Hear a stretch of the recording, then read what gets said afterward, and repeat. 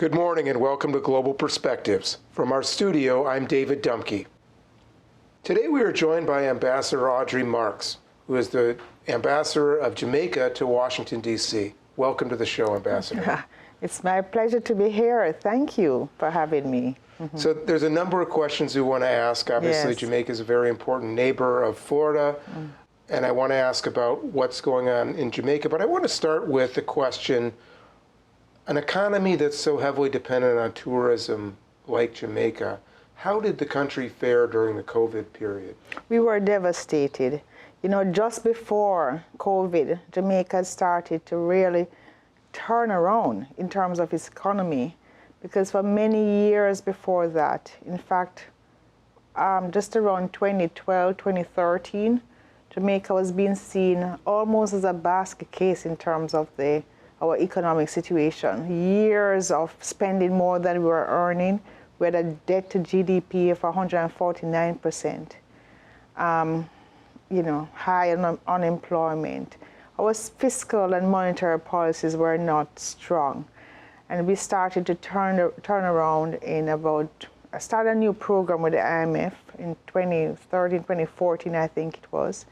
And we stayed with the program through 2 administrations between 2013 to 2019. And we were starting to see the results in 2019. We had cut the debt to GDP to under 100%, lowest unemployment in 50 years. All the macroeconomic indicators were lining up. And in fact, the IMF and the international financial institutions started to hold up Jamaica as a model case of fiscal responsibility and a great turnaround. But COVID happened. We are an tourism-dependent country, so our GDP got hit badly, and of course you had to keep spending because of the needs of the more vulnerable in the population when everything closes down. So but it was managed well. In fact, last week the Financial Times did an article on Jamaica, which showed how we managed the COVID disaster in terms of the economy very well, and now we are actually in a fast track again to get back to a steady growth. We are recovering nicely. That is what I can say. Are you back to where you were? Will that still take a couple of years? We are close. Our tourism industry has rebounded just about back to where we were, and so the entire economy is recovering nicely, and we're moving in the right direction. Well, excellent. I should mention for our viewers, your background was in business originally. Yes. And you have now, this is your third tenure as ambassador to Washington, with dealing with 3 different presidents, which I think is pretty interesting and unusual for diplomats. Yes. In Washington in particular. So I wanted to ask you, what are the key challenges that you have in working in Washington today, and how have those changed over the years? You started your first time in 2010. How have the challenges changed, and how have they stayed the same? So I started in 2010, and in many ways it was a specific assignment at that time. Jamaica had a situation with, Jamaica, as you know, is literally a perfect transshipment location where Jamaica is located between North and South America. And unfortunately, it is used not only for that location, is used not only for legitimate business, but also for illegal activities such as drugs going from Latin America into North America. The USA is one of the biggest consumer of illegal drugs, unfortunately.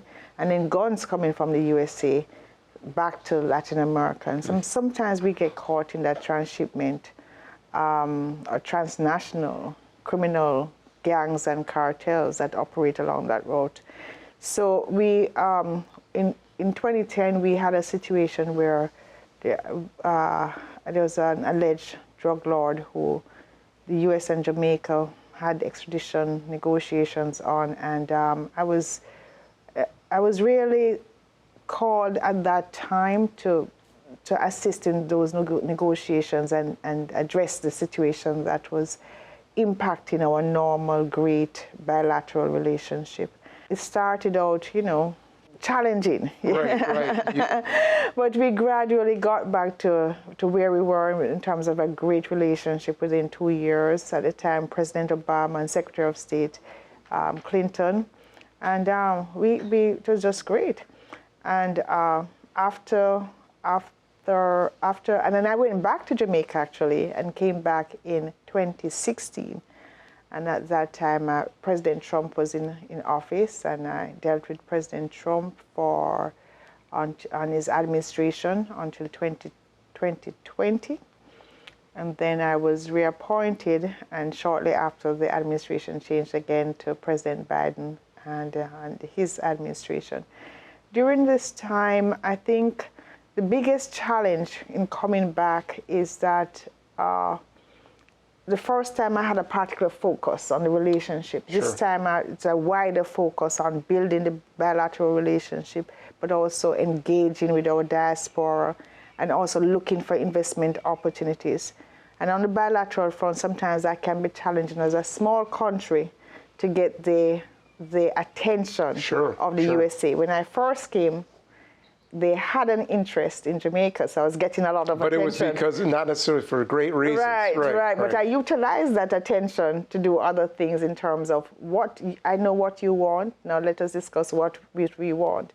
The second time around, I wasn't in a favored or a particular interesting situation to get automatic attention, so you have to build that interest in Washington, where there are so many competing priorities and countries. So that's kind of the shift that I've seen, where it's more competitive to get the U.S. attention on bilateral matters in the Caribbean, because the Middle East, now Ukraine, there are always other areas. Latin America, and there are challenges with democracy and human rights. There are always areas that are drawing away, sucking the air out of the room in terms of immediate priorities.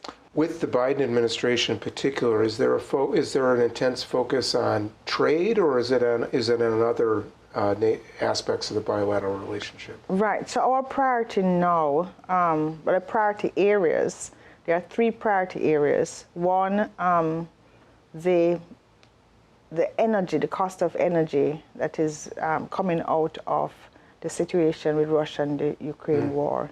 And so we are looking at how we can have more collaboration to have more affordable energy in the region. And so that's a priority discussion that is going on now. And out of it, about 2 weeks ago, the U.S. administration came up with an agreement with Trinidad and Tobago, one of the few, really, Caribbean countries where natural gas and oil is produced. And so they now have approval to work with certain entities in Venezuela in a way that can produce oil for the region or just supplement the region's energy needs. And so that's a big area for us. Food security, because this food is impacted by the war also. And the third unusual area is climate change and resilience building, because entire economies get devastated with one hurricane in the Caribbean. And sometimes, because we are seen as middle-income countries, the climate financing options are very limited for the region. So we are looking at how we can change from just looking at income levels to put in place more of a vulnerability index in terms of how we are treated for financing purposes. And we have the usual area of security. Within the Caribbean region, how much cooperation is there? You mentioned Trinidad and Tobago. How much regional cooperation is there on things such as energy and emergency response, disaster relief? Great cooperation. In fact, as we speak, the CARICOM, which is the Caribbean grouping of countries for trade and security and other areas, they are meeting today, all the leaders, just again making sure that we work together on the major priority areas for the region. So it's a very strong relationship. It's a union now that has been going on for a number of years, and we advocate for each other in the Caribbean. Do you see that cooperation strengthening, especially as we see, more prominence given to climate change issues and the result of not addressing climate change and resilience? Yeah. Yes, we have all agreed that this is a priority area for us, and so it will continue to be an area where we have strong collaboration. Yes. And the American role in that cooperation, because yes. As you know, the Biden administration, they have put an emphasis on trying to diversify energy supplies. So their interest is also to encourage the Caribbean, because we should be naturally, have some amount of energy independence with our continuous levels of sunshine. So they're looking at how to encourage the Caribbean to build more renewable energy sources, but also to ensure that we have more resiliency, so that in the event of a disaster, hurricane, or anything like that, we recover much quicker. Yes. And financing has been the chief obstacle? And financing has been a major obstacle. So there is now a review of that going on. It's been led actually by the Prime Minister from Barbados, Prime Minister Motley. Mm-hmm. You mentioned... On behalf of all the CARICOM countries, yes. Mm-hmm. You mentioned the price of gas and how energy has become, it's always been important, but now become much more prominent because that's created a global inflation cycle that hits everyone. And I think it's lost in a lot of people. Yes. The impact of war in one place. We're so integrated, it's an integrated world, and both energy and food, which is now causing worldwide inflation. Sure, yes. Right. Mm-hmm. Mm-hmm. With these issues such as this, though, and inflation caused because of food security issues and energy security issues caused because of this war, what can a small country like Jamaica do on its own? Or does that make diplomacy all the more important? Yeah. Well, it certainly makes the diplomacy very important, because you have to collaborate so much more with other countries to find ways to work together to get sometimes more affordable supplies or more timely supplies. And also for countries like Jamaica, we get more aid in certain areas. But it also put a focus and a priority on small countries managing their financials better, in terms of being able to maintain a bit more discipline in managing our economies. And I think Jamaica has really taken up that challenge and doing very well in that area. Still a challenge, but making good progress. Well, you were talking about how your economic reforms had been paying off before COVID. Yeah. Is the concern always in Jamaica, because the margins are, you're in a small country, that the margins are much narrower? So you have a situation, whether it's a major natural disaster or a global pandemic, that affect an otherwise good economic form. Is there a worry always that you're going to get taken off track by issues that are really, you're not responsible for starting them, but you have to react to them? Right. So more than it being a worry, it's always a consideration that you have to budget for. You have to be prepared in your planning process that these disasters will happen. We didn't really plan for like the pandemic, but generally you prepare for some amount of contingency, just as if you're doing your business. So generally, we expect that there will be some hits along the way to a well-done budget or plan, and prepare for that. Every now and then, though, you have something like what happened over the last 3 years that will throw you off even more. So the key is really managing and knowing how to pivot to get back on track. Yes. Sure. Another aspect of your job that you mentioned earlier was working with the diaspora. So I want to ask you about that experience. How do you go about doing that? I mean, people will always come to the embassy, I imagine, if they have problems. Yes. But I would imagine you have a reputation of being proactive on these things. So how do you go about serving Jamaican citizens living in the United States? Yes. Jamaica is very fortunate in terms of the relationship that we have with members of the Jamaican diaspora. Jamaicans have been migrating here in large numbers since the 1920s. And, initially for the farm work program, from 1920s, I think, was coming out of the Panama Canal, and then in the 1930s, 40s, the farm work program. And then in the 1950s, 60s, the U.S. has had various programs to encourage immigration to the U.S. Nurses, doctors, students, teachers, and so over the last 100, now almost 100 years, we now see where we have just about 3 million persons who will identify as Jamaican Americans here. And we also have very well developed organizations, Jamaican American associations. So the job was not very difficult in terms of connecting because of the organized structure of the Jamaican diaspora. And it is not actually the usual thing. Many other countries don't have organized diaspora. So we have been very blessed with that. Jamaicans they may have been away for years, 20, 30, 40 years, they still remain passionate about what is happening in the country. Now that's good, and that's also bad because I get asked so many, so many more questions about what is happening, why are you not doing X, Y, and Z? So, but we are blessed by the passion and the care, and that has also contributed to our economy because persons here who have relatives in Jamaica have continued to support relatives, and persons have also gained the expertise from living in the United States and have come back to Jamaica and have contributed intellectual capital to our development. So our diaspora is very, very important to us.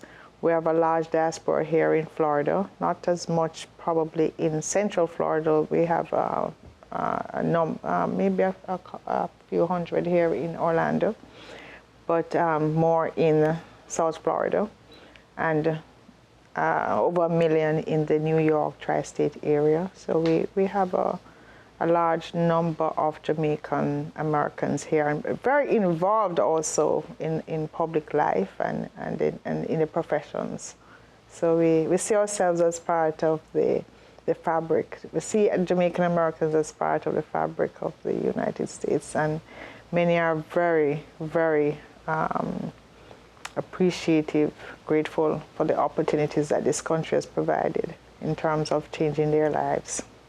Well, this leads in many ways to the next question I wanted to ask about, which is about cultural diplomacy. Yes. And what an embassy or the Jamaican government in general has done to promote Jamaica and the United States and to make it stand out as opposed to other small countries as well. Jamaica, we are very blessed in terms of having a strong global culture, from the early days of Marcus Garvey, who came here preaching black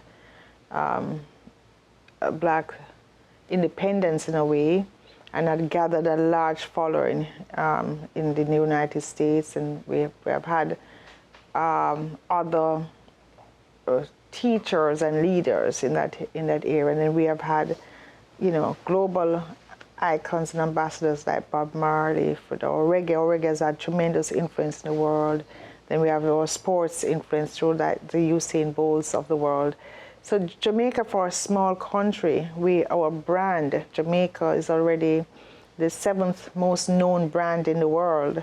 So it makes it easier for us at the embassy to capitalize on our brand recognition for outreach and to build more cultural diplomacy, which usually involves finding ways to have events or to be involved in ways that will build brand Jamaica. And because of that existing familiarity, it has been very easy to reach out to Americans for collaboration in doing cultural events. Yes. To what extent is your tourism industry reliant on American visitors as opposed to visitors from elsewhere in the world? American visitors are over 50% of our visitors to Jamaica, so it's a very, very important market. We are just an hour and 20 minutes from Miami, so it's an easy flight, and so we value the proximity and the fact that so many Americans see Jamaica as a near shore destination to go and relax and have a great vacation, see some of the whitest sand they ever see, the bluest seas, and great food. So yeah, we are blessed with that, with our location in that respect, and Americans for over the years have loved coming to Jamaica for their vacation, and it continues to be a strong market for us. Of course, one of the reasons you're in Central Florida is looking at opportunities in the tourism industry in terms of academic collaboration with University of Central Florida, who has a large program there. Is it a challenge for the government to make sure that your tourism industry stays on top? It's been an industry leader for a long time, but with that, there also can be complacency at times with an industry that's already well established. Yes, yes. Do you see complacency, or do you see a constant? You know, the tourism business is so competitive. Yes. You know, we are in the Caribbean and there are other beautiful countries around. So it is one area and that we put a priority on remaining competitive and remaining alert to the needs of the travelers, the customers. And so that's why I'm so excited about this potential collaboration with the University of Central Florida.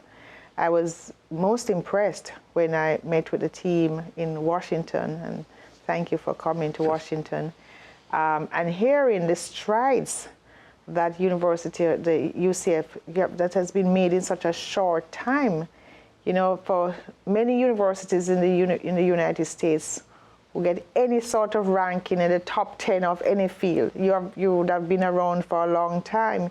You're barely now 60 years, I think, and you know, I think there's a saying that life begins at 60. So you're still a baby in the field of tertiary education, but I've just made such strides, especially with the hospitality program. So I was very excited to visit and to see how we can collaborate between this #1 school in this area and with our #1 industry. And I see great opportunities for exchange programs, and we are looking forward to a continued communication and collaboration with UCF. So I will be around. I'll be coming back. Yes.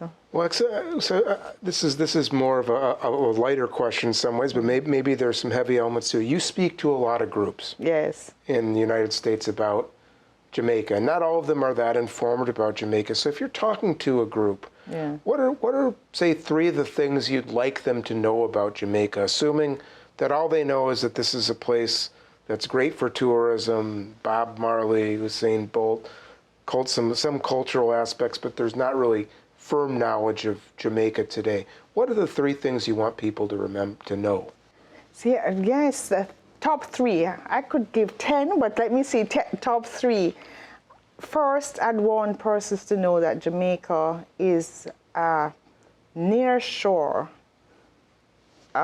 country that is very similar to United States in terms of our respect for law and order and democracy and, you know, celebration of people.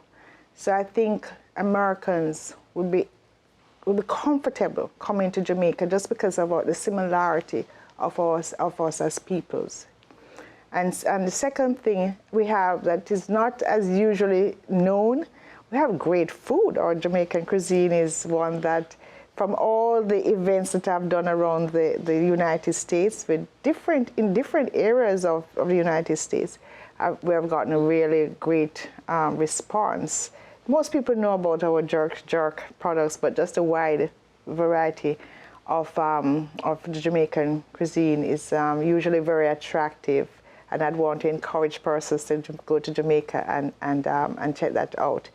But importantly, as a business person, there are tremendous opportunities to do business in Jamaica, and I'd want persons who are looking, business people who are looking to expand. I feel that sometimes Americans have given up room in the Americas to, other countries as far away as China or wherever to have the market that should be much easier for Americans to be involved in. So I'd want to encourage the Caribbean area itself have just about 40 million people. So there's a good market there. And so I'd want to invite business persons also to look at Jamaica as a nearshore destination that you can do business with.